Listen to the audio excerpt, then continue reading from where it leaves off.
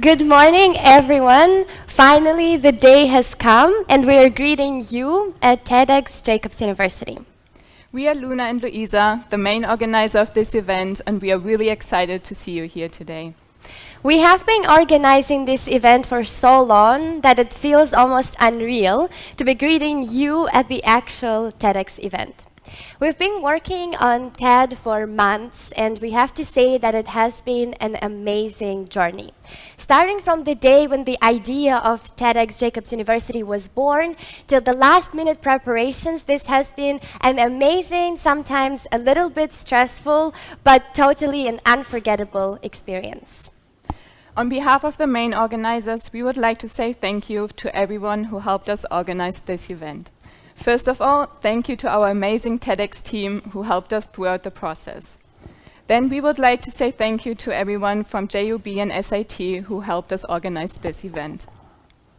A special thank you to Andres, Heiko, Bojana, Daisy and Maike, Christian and Kai, as well as the SMP Media Center. Additionally, we would like to say thank you to the USG and our sponsors from outside this campus, the Wolfgang Ritter Stiftung and the Sparkasse.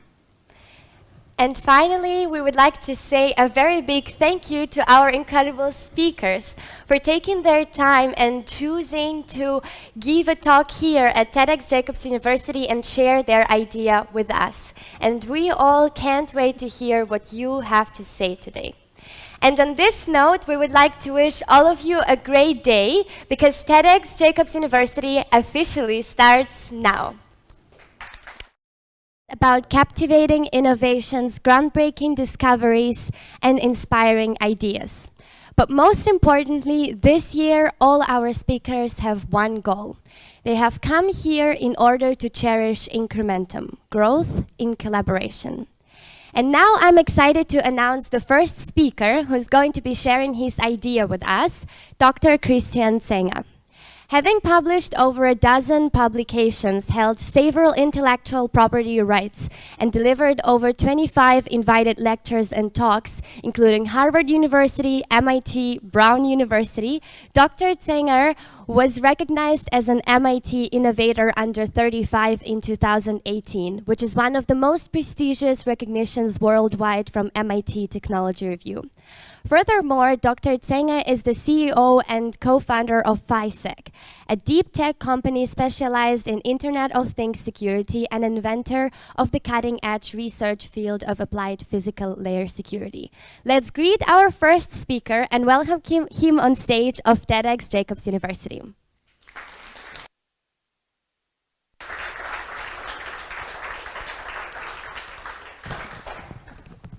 Thank you very much. So first, I am wearing this prize tag to remember you. The one thing I want to,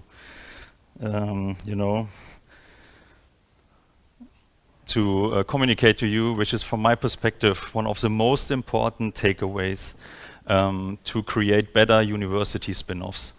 And in this talk, I want to talk a little bit about my journey from, as a founder of a university spin-off. Which might be interesting to new founders, to professors, PhD students who are interested in this. But actually, this talk is more aiming towards the university staff, especially the deans and the transfer offices. Because I believe that I can give you a small idea, maybe an incrementum of the existing system to create spin-offs, which will have a huge impact. And I am telling you this about, following my story and my experience. So I'm Christian Zenger. I am, as introduced, the CEO and co-founder of FISEC, and according to Gründer.de, it's one of the most successful startups in Germany. And everything started during my PhD. So I got super lucky by having a background in two fields, which brings a very good potential for innovation in cybersecurity. And I developed together with a team a technology which is able to extend digital proofs to the physical world. Yeah. I don't go in detail, but I can tell you we developed this for the application of nuclear disarmament scenarios. So establishing trust between two parties which are not really, trusting each other, and this is possible. And this technology is also capable not just, to secure this nuclear disarmament scenario, but this is also very interesting to many industries and markets. And we figured out during our research that we can increase costs a lot, like by 2 to 3 magnitudes. Yeah, this is a lot. So we thought, okay, this might be a very good thing for a startup. Also because with our technology, we need to change a lot of processes in the field, which is very disruptive and also prototypical good for a startup. Yeah. So, but at this situation, you need to know I was a PhD student. Yeah? And as a PhD student, you are successful when you do reproducible experiments, yeah? When you do discover things, when you are able to work scientifically on a high level, yeah? Or when you teach on an academic level and the students, evaluate you good and not too many students fail, yeah? This is also a success thing for PhD students, yeah? And of course, by being able to publish as fast as possible, yeah? Because there are always other groups who work on the same topic than you, so you are always on a race to do this as fast as possible. Yeah. And if this is happening, then you get invited to give talks, and this is also giving you credits. And if you are not just answering a research question, but maybe really opening a new research area, be sure you will get an excellent PhD. But it counts 0.0 to your PhD by doing a startup. Yeah, reading all these books about transformational products, business development, management, team growth, and so on, 0.0. Yeah. And therefore, at least in the time when I created my company, I was really like an exception. And this is understandable, yeah, because the job, you as a scientist, is discovery and not markets on industries. Yeah. At this time, it was very important to me to have a couple of people in my ecosystem helping me doing this. And the first one is my mentor and my PhD father, Christoph, who helped me a lot due to his experience already in funding and by a very good trust relationship. Because you will talk about this kind of things, you will talk about everything with your mentor, not just like, the spin-off stuff.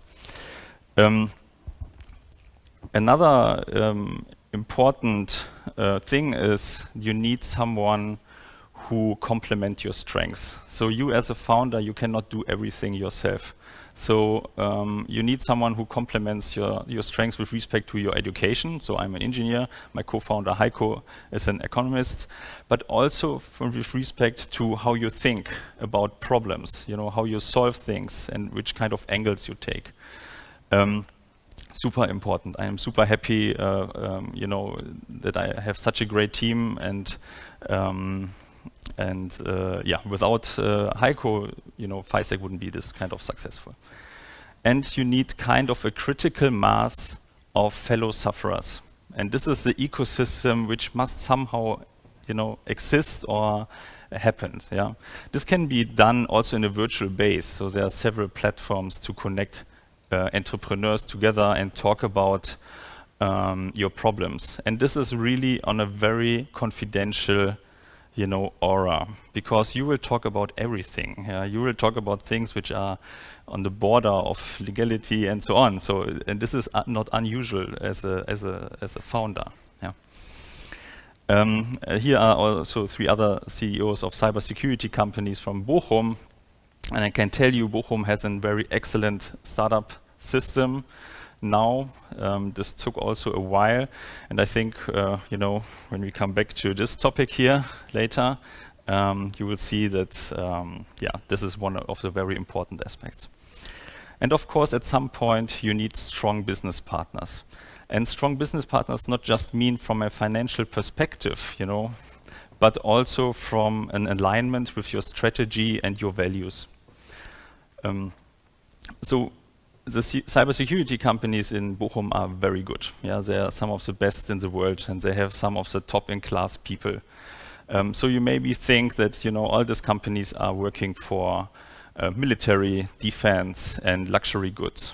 But for us, this is not our focus, because we believe that cybersecurity and digital privacy is a basic need. And therefore, we selected a partner who has the same values. So this here is the CEO of Gelsenwasser, which is the operator for critical infrastructures.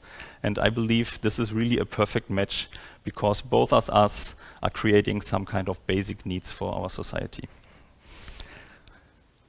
And of course, you need someone who is, following your dream, yeah? Who is crazy enough to spend time with you, even if you have less time after a 16 hours day, and is still, sharing this dream. And I'm super, super happy having Zina. And she will make me, the happiest man when she marry me. This is not an application, so she already said yes, yeah, but it would be nice to have this application, I know. And yeah. But last but not least, there is one person, and I cannot show you a picture, yeah, because this is still not possible. And the last very important person to do this spin-off is the staff of the university. It's not just one person. Of course, the dean is somehow responsible, but this is the entire transfer team. This is also the politicians who create this kind of ecosystem. And when we started the startup, the politicians were super motivated. From every corner, they were yelling like, do a startup, this is awesome, this is such a nice thing. So we were super motivated. And now I'm really talking about the important thing. Yeah? And this is not gonna help my company or the existing company. What I'm telling you now is only helping the new companies, and we need them. Yeah? We have some historical events, and we need more makers and more pioneers. So again, you are a student, yeah? You are at this decision doing or getting your PhD, yeah, publishing fast as possible, or maybe you have the potential to do a startup and change the world. When you are at this position and go, take the red pill, then you will wear the hat of your intellectual property strategy manager. Of course, you as a founder has like 200 different hats you're wearing. And as an IP portfolio manager, you are now having 3 options. Yeah? The first option is, I want to patent this innovation. This will make my company worth a lot, and this will protect my business model by protecting the technology. Yeah? This is usually the golden standard. Yeah? If it's software, or if the innovation is not substantially above the state of the art, then it's also a good business model to keep this kind of information secret and build your business model around this secret. Not unusual. Or it's also a good idea to publish the information. So here you see the pill is a little bit blue, yeah? Because a defense publication is also a good idea, so nobody else can publish it. Unfortunately, this is an illusion. This is not your choice. By law, you need to introduce this innovation to the university, and now it's the choice of the university.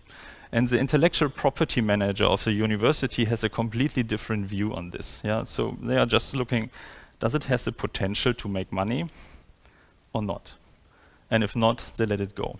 And if it has the potential, then the usual way is to talk to established corporates, because it is not the job of the university to create concurrence to the local ecosystem. Yeah? The job of the transfer office is to maximize the license fees. Yeah? And they are very good in this. Yeah? So they have a very established process, they have the lawyers, they have the money, they have the inventions, so they can negotiate. You as a startup, not. Yeah? So, but they will not, reduce the arsenal of tools by talking to you to have like a fair negotiation. This is not gonna happen. So what do you think, how high your probabilities are to get a good offer? Yeah? there's no, I mean, there will be kind of a happy end, but not at this point. Yeah. So you will, in our case, the first offer we got was 500,000 euros for the innovation. And Heiko and I were sitting there, like infinite 30 minutes, seconds, yeah, and we thought it's a joke. So we thought, okay, where's the offer? I mean, this cannot be the offer. We are 2 PhD students, we don't have the money. This means bankruptcy before funding, so what is the offer? But it was not a joke, yeah. And after we explained this complex causal chain that we don't have this money and we cannot negotiate with us like a corporate, we postponed the meeting and got the second offer in the next meeting. And this offer was a revenue share of the entire company, 20%. The explanation was, you as a startup have only one product, so every money you make is related to the patent, so we just want, 20%. And again, it was not a joke. So we explained them that this is not a good idea because this will withdraw all the liquidity out of the company. And by such with such a solution, we will never ever get a venture capitalist or a business angel on board. This is not going to happen. And believe me, I'm doing this now for 7 years. The startup. And this was one of the most disappointing situations in my life. Yeah. At this point, I really wish to have a time machine, go back and do another decision, which is maybe not legal, yeah, but just keeping it secret, or maybe camouflage your innovation in a way that the transfer office will let it go, but never ever tell them that there's an innovation, because you are in such a bad negotiation position. Yeah. And this explains on a simple example why we have only rare spin-offs with patents, yeah, and we need to change this, yeah. So what we did at this point was we asked a venture capital senior partner to help us in this negotiation. So he was kind of taking a neutral position and also explained this kind of win-win situation which is required. And at the end we found a solution which is very good. It is so we bought the IP, but with the costs being kept and carried out upfront. So this means we are paying this license fee after 10 years or after an exit. And this makes it, this is a good solution. Yeah? But an even better solution is actually to create a community or a university fund. And I think that this will be a very competitive advantage for the universities who have such a community fund in the future than the other ones. And why is this so nice? So this works in the way that the university is able to, license or transfer the patent to the startup. Maybe also help the startup with additional services like coaching, mentoring, maybe infrastructure like the first office, internet connection, and so on, and maybe even with money. And in return, the university gets some shares, or this fund gets some shares from the startup. Not much. Yeah? If there's no money involved, maybe just 0.5%. And this is a win-win situation because it doesn't drain the liquidity out of the startup, and the university don't have short-term financial interest. So here, the university can really, also make money, and the money will really correlate with the success of the startup. And if the university makes it really smart, then maybe they also establish a virtual stock option program for the very motivated and skilled staff. So this will also create additional motivation, because the staff is super important, yeah. And you need to motivate your staff to, now extend all the work you already have in the university with teaching and so on and so off to this kind of transfer thing. And this will be a very good motivation. So the idea is very simple.